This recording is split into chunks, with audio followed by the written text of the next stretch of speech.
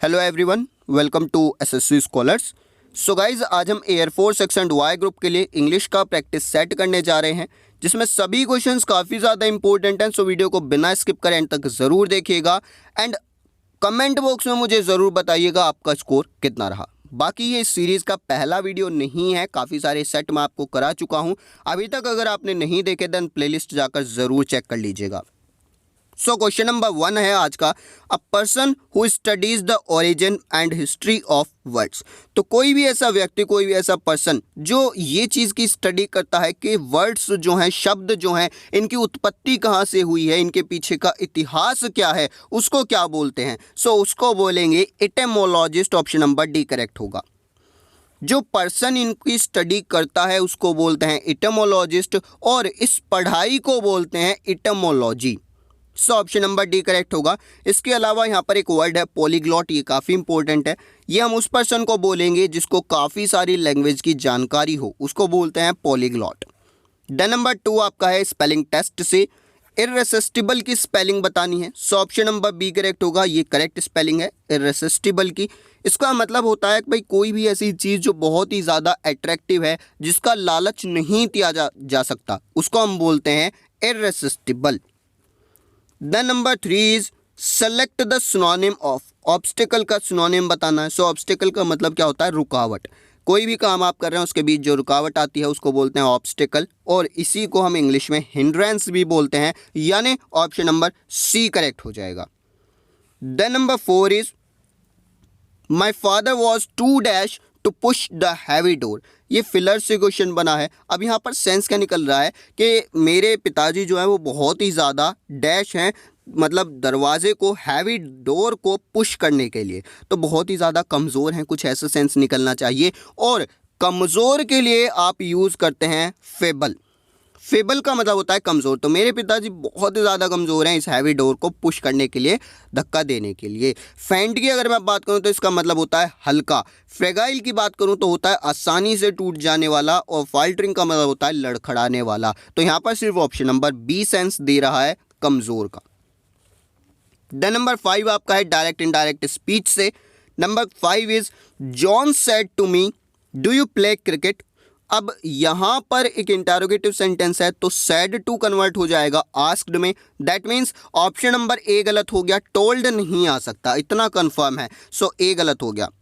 अब हम चेक करते हैं ऑप्शन नंबर बी, सी और डी में। तो तीनों में देखें वेदर तक बिल्कुल सेम है, उसके बाद या तो ही आएगा या तो आई आएगा। अब अगर मैं बात करूं तो यहाँ पर लिखा है डू यू प्ले क्रिकेट, तो यू को चेंज करना है। यू क्या है? सेकंड पर्सन है, और आप जानते हैं सेकंड पर्सन किसके अकॉर्डिंग चेंज होता है? भाई ऑब्जेक्ट के अकॉर्डिंग चेंज होता है। ऑब्जेक्ट है मी, तो मी के लिए क्या बन जाएगा? आई बन जाएगा। दैट मीन्स यहाँ पर ऑप्शन नंबर डी करेक्ट होगा। John asked me whether I played cricket.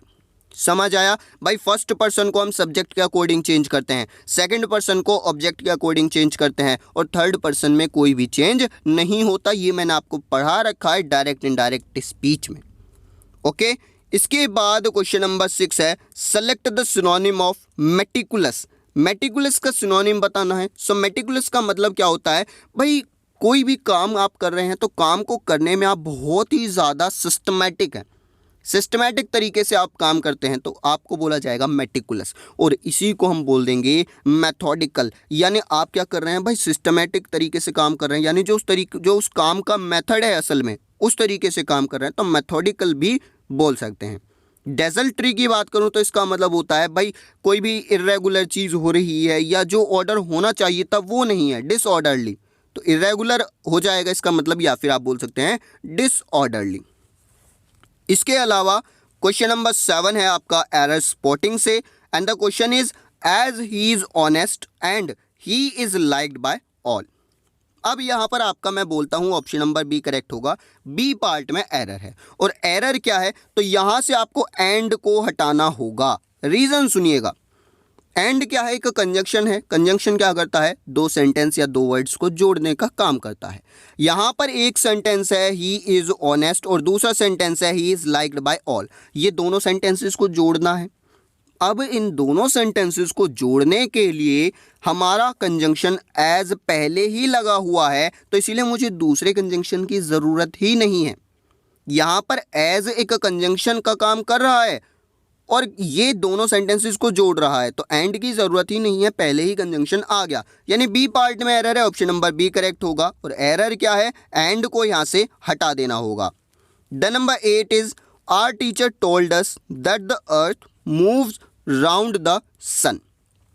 यहाँ पर भाई ऑप्शन नंबर सी करेक्ट होगा, सी पार्ट में एरर है। रीज़न आप सभी अच्छे से जानते हैं भाई, मूव्ड नहीं आएगा, मूव्स आएगा। असल में ये क्वेश्चन क्या है, इनडायरेक्ट स्पीच में आप यहाँ से समझ पा रहे होंगे टोल्ड और दैट वगैरह आया है, लेकिन मैंने आपको बताया भाई कोई भी यूनिवर्सल ट्रूथ है, अगर आप उसका इनडायरेक्ट बनाते हैं तो उसमें टेंस चेंज नहीं होती।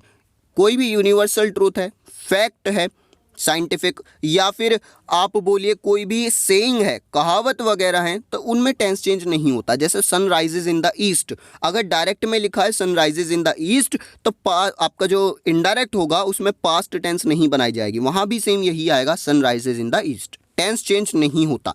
सो मूव्ड की जगह यहाँ पर आना चाहिए moves.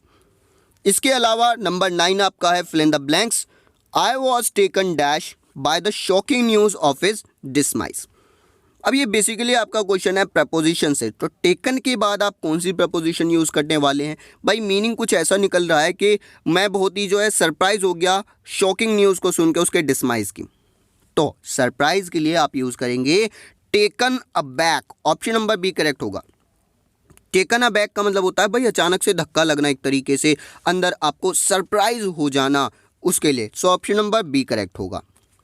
The number 10 is sentence rearrangement से क्वेश्चन है, and the question is country in the world celebrated with as here festivals are much passion as in any. अब यहाँ पर आंसर क्या होगा, क्वेश्चन नंबर 10 के अंदर ऑप्शन नंबर सी आपका करेक्ट हो जाएगा, RQSP। देखिए जब आपको आंसर ना मिले ऐसे क्वेश्चंस का, तो आपको एक एक ऑप्शन को चेक करना है। मैंने कहा ऑप्शन नंबर सी करेक्ट होगा, कैसे, here festivals are celebrated with as much passion as in any country in the world. देखिए यहाँ पर एज आया है, मच पैशन एज आया है, तो इतना क्लियर है क्यू के बाद एस ही आना है, और क्यू के बाद जस्ट एस अगर आएगा तो वो सिर्फ ऑप्शन नंबर सी के थ्रू आएगा। सो यहाँ पर ऑप्शन नंबर सी करेक्ट हो गया। इसके बाद क्वेश्चन नंबर 11 आपका है one word substitution, and the question is the dead skin cast off by a snake. तो आप जानते हैं होता क्या है, जो स्नेक होता है, जो सांप होता है, उसके ऊपर की जो डेड स्किन होती है वो उसको छोड़ देता है कुछ दिन के बाद। उसको आपकी लैंग्वेज में हो सकता है कांचली बोलते हो। अब आपको समझ आया, कांचली को हम इंग्लिश में बोलते हैं slough, option number B correct होगा।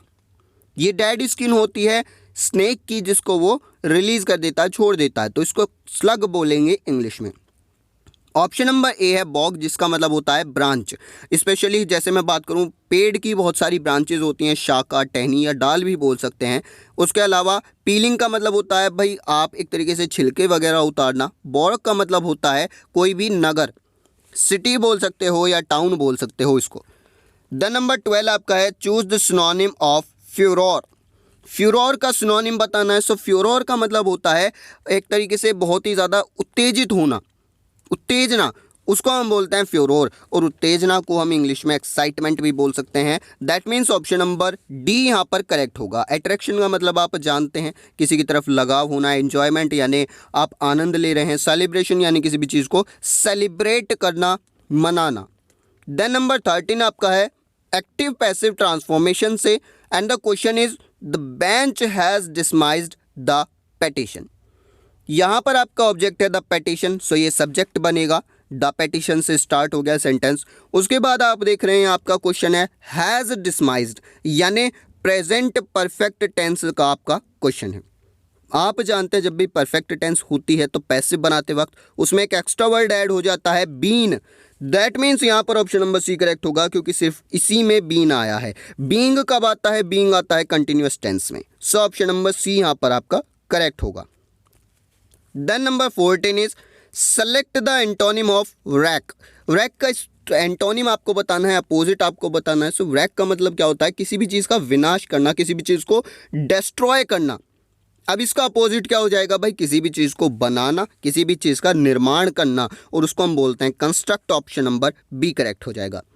सैल्वेज का मतलब क्या होता है, किसी भी मुश्किल परिस्थिति से बाहर निकालना, आपको डिफिकल्ट सिचुएशन से बाहर निकालना, उसको बोलते हैं सैल्वेज। देन नंबर 15 आपका है इडियम एंड फ्रेजेस से, and the question is to mind their p's and q's. इसका क्या मतलब है भाई, काफ़ी ज़्यादा इंपॉर्टेंट है। पीज का मतलब समझ लीजिए प्रोज, क्यूज का मतलब समझ लीजिए कॉन्स। तो किसी भी अपने जो कोई भी पर्सन है, जब वो अपने प्रोज और कॉन्स को माइंड करता है, that means to take care of their behaviour, यानी आपका जो व्यवहार है, जो बिहेवियर है, उसका ध्यान रखना। आपके क्या प्रोज हैं, कहाँ पर आप अच्छे हैं, कहाँ पर आप बुरे हैं, आपके कौन्स क्या क्या हैं, वो सारी चीज़ें। सो ये था आपका आज का प्रैक्टिस सेट। आई होप एक एक क्वेश्चन आपको मैं समझा पाया होऊंगा। अगर फिर भी कोई डाउट बचता है then let me know in the comment box, मैं आपको रिप्लाई ज़रूर करूंगा। बाकी वीडियोस को शेयर ज़रूर किया कीजिए ताकि और लोगों तक भी ये इन्फॉर्मेशन पहुंच सके। आपका अपना चैनल है, सपोर्ट ज़रूर कीजिएगा। That's all for today, thank you everyone.